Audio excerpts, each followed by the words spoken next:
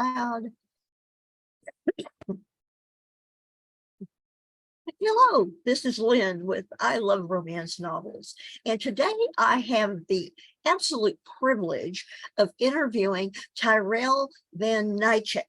And he's going to tell me that that's not exactly the pronunciation because he was born and raised in South Africa. And I love their language there. He graduated from the university as a software programmer, which I can identify with. And then he immigrated to the Americas in the 90s. So I'm so glad to have you on, Tyrel. Yeah, thank you for having me. And would you pronounce your name for us? I mean, here in America, they call me Tyrel Van NiekerkI, Van NiekerkI. I mean, there's all kinds of. Van sometimes becomes middle initials. In Afrikaans, you would probably say Tyrel Van NiekerkI. But I don't expect any Americans to say it that way. Well, it sounds wonderful when you say it. I love that. I'll tell you. Well, here we're going to talk about your book, New Beginnings. And I love. Why don't you hold up the cover? I love that cover. Sure, I can do that. So there it is in all its glory. And it is an action adventure romance. Right. It's a book, has stuff in it. It's not blank pages, there's like real pages.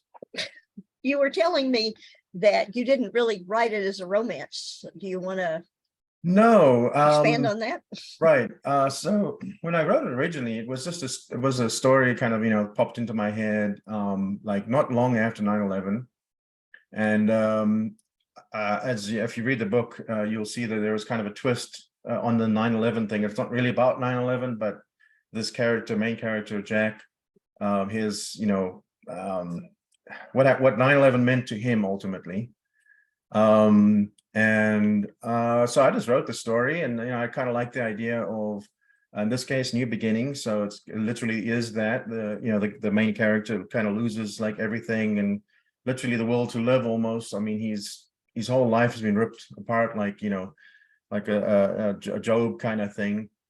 And then he starts a new life, and obviously he meets someone, and he meets other people that all are part of his life.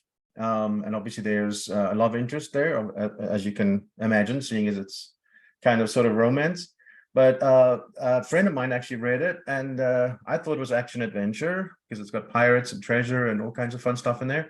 And he's like, "Oh, you wrote a romance novel?" I'm like, "Romance novel? Really? I'm an old guy. What do I know about romance?" And my daughter will say that old guys don't write good romance. So take it for what it is.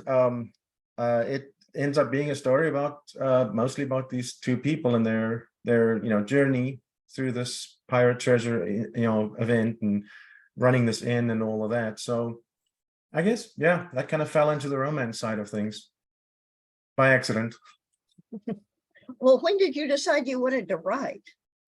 I can't remember if this was my first book idea, but I've been wanting to write for a very long time. I think my mom, she wrote a couple of books, and my dad was an artist. So I've always liked the creative aspect of writing.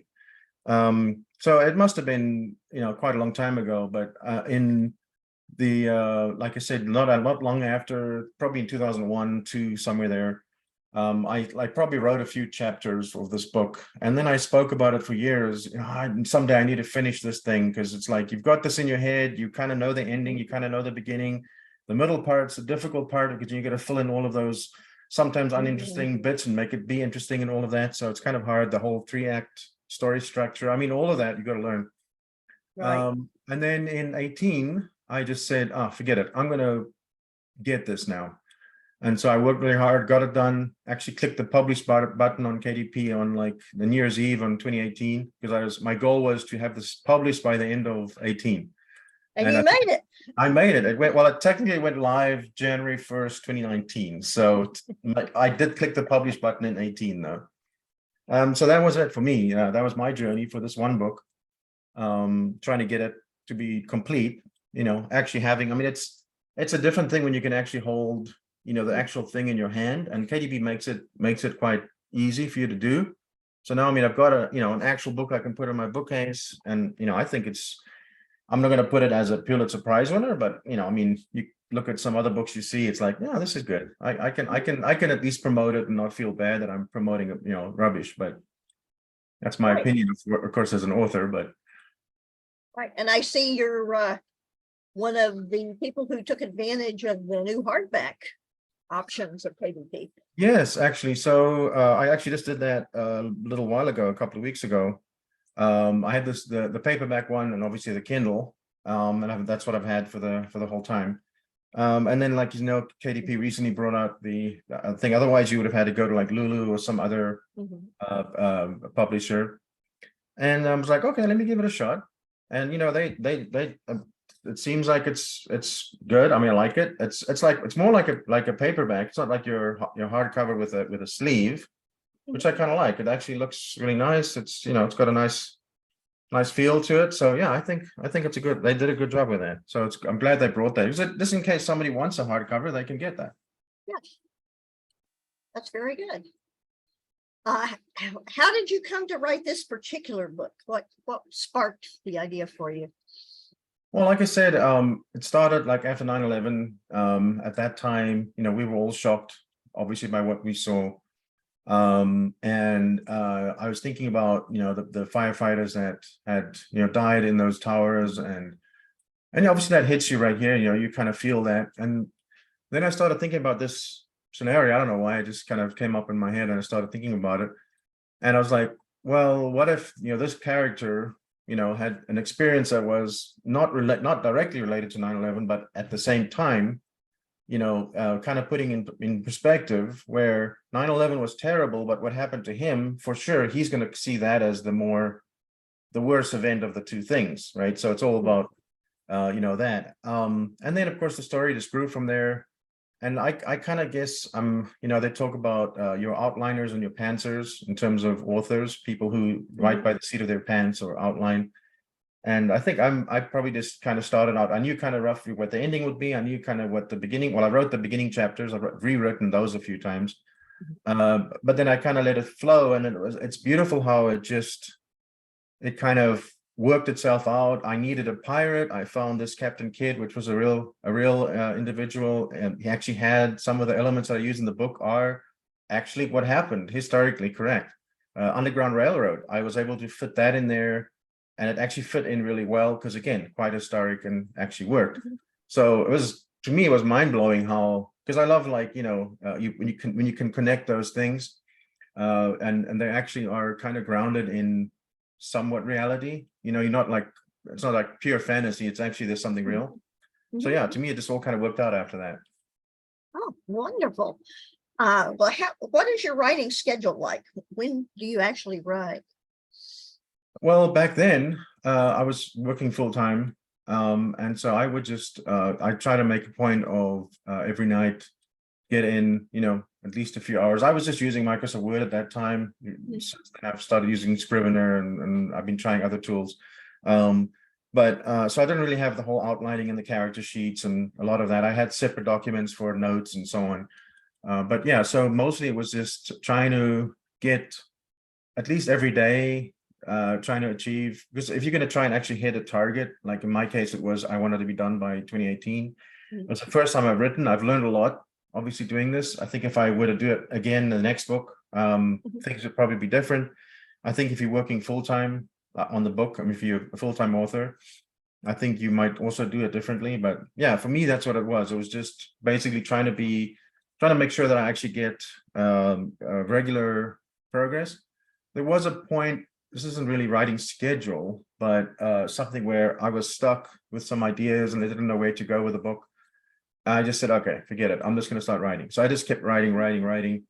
And even if it was completely wrong, I just churned out some stuff and then came back and re-edited it. And that actually helped me get through my block that I had at that time. So yeah, that's a bonus answer. That's a true pantser's technique. I guess it is true. Yeah, because if you're doing the outlining, you might write a 20,000 word novel almost which is just your outline. Right. And then you're just filling out the bits. Now, to me, I can see if you're trying to do this more on a commercial scale, I can maybe see how that's good. But to me, the fun part was really kind of discovering their journey as I'm thinking. And I'm imagining this character walking down the street. What's going to happen to him?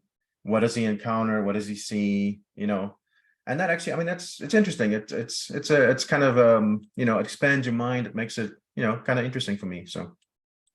Well, are you working on another book now? Yes, I say that kind of with a. Well, I have several other book ideas, and I think several of them are quite ambitious, which I have to commit to one of them and just start writing it. I had another idea for a kind of a sort of a romance based on kind of my current life situation, where my job was shipped off to India. So the character doesn't like Indians at that point, and he's, and then he meets a good, lovely Indian lady, and of course, he realizes it's American corporate greed, yada yada, the whole, kind of trying to come up with a fun story around something like that. But yeah, it's tough. That's a tough question, because you kind of wonder. So you had this one idea, and then you wonder, will you ever have another one? And sometimes it's just coming up with an idea and then starting with it, I guess, and pushing through. So I'll probably take one of these ideas pretty soon and just start going. And because then, once you've written 4 or 5, 6 chapters, the story forms, and you're going to hit a block. You're going to do research. You might come up with some really interesting real fact about something you didn't know that you can work in, and then just keep moving forward. So, yeah. Oh, that's true. That sounds exciting. Yeah. Well, what do you enjoy most about writing? I think being able to explore your imagination, being able to, instead of just imagining something, you're actually putting it down on paper. And then the challenging part is you got to put it down on paper. That's not just your daydream. It's actually something that somebody else would want to read. And you got to think about how the person is speaking. And then there's the technical stuff about don't use passive voice, and, don't switch character, the perspective of a character mid-scene. There's little writing things you got to remember. But to me, it's just being able to actually put that on paper, and then be able to take that and then later read it back. And this is, to me, being the kind of the litmus test, is I'll go back sometimes, like I've just re-edited this book this last month, and I read some of that stuff. I'm like, oh, that's not bad. I mean, did I write that? It's like, so that's a good result. If you go back later and read your own stuff and you go, wow, okay, that sounds like a writer wrote that. It wasn't me, but maybe I have a ghostwriter or something I didn't know about. But so that's the fun part for me. It's like you're actually creating a world. And if you look at something fantasy, I mean, I have an idea for a fantasy book, which is, I love the idea. And if I can actually get it on paper, it'll be fantastic. But it's this whole big thing. And if you can imagine that and have a big enough imagination to be able to keep that all together, I think that's pretty wild. Good. I look forward to that one. What do you like least about writing? I would say the middle piece. There's what did they call it again? The hump, or whatever. The muddle in the middle? The little in the middle, yeah. There's this, unless you're writing like maybe a spy novel where it's like action, go, and that I think has its own challenges actually. But if you're writing a novel and you have the middle bit where your characters are getting to know each other, maybe there's like some incident that happens and so on. So you got to come up with these normal things that that would help kind of fill out your characters and help the reader understand or show them your motivations and all that kind of stuff. So yeah, I think that's probably the tough part, is just that. And then I suppose in terms of doing it is specifically keep working every day when you're in that, not to give up and just let the book sit on on the shelf for 2 years until you come back to it and you forgot everything you were doing in the first place. So that's probably the answer for that. Yeah, well, I think you went into my next question, which is, what advice would you give others who want to try their hand at writing? Well, I would honestly, my first bit was I would actually advise just about anyone to try writing. even if they don't publish, because I've learned so much in the well, obviously about publishing as well, and then you got to learn about marketing, and there's a whole bunch of other stuff that you end up learning. But just physically the writing process. I mean, I grew up English and at home, but Afrikaans at school, so I did English as second language. I was just too lazy. I guess I could have done in first language, first higher grade, whatever they call it. But you learn about like American English versus British English, for instance. Like, oh, you mean the comma comes inside the quote when someone's speaking? That doesn't make sense, stuff like that. Yep. Oh, You learn these little weird things. And I think if you actually have to go and come up with a character, Jack Miller, you got to come up with a name. Then you got to see this person in your head, and you got to try and imagine who they are, and you got to write the story for them, and then you got to put them in situations and see how it plays out. I think it changes something in your mind, having that experience. That's why I think it's a good experience for just about anyone to be able to expand not just their knowledge, but in terms of how they think, and then also perspective, because now you're forced to look at the world through Jack's eyes, through Stacy's eyes, Aunt B, and so on, the characters in my book. Which, think about it, you're a 55-year-old guy, and you have to imagine the world through a 85-year-old lady, who's been through all kinds of stuff, and it changes your perspective, because you have to see the world. And so I think it might actually help you then deal with normal life, because you look at somebody else and you go, oh, I can kind of see their perspective, why they're angry, why they're unhappy, or whatever. And that, so yeah, I think it's a good experience. well, good. Well, is there anything that I haven't asked about that you'd like us to know? Well, we've said a lot of things already, haven't we? No, like I said, I just think writing in a way is a blessing.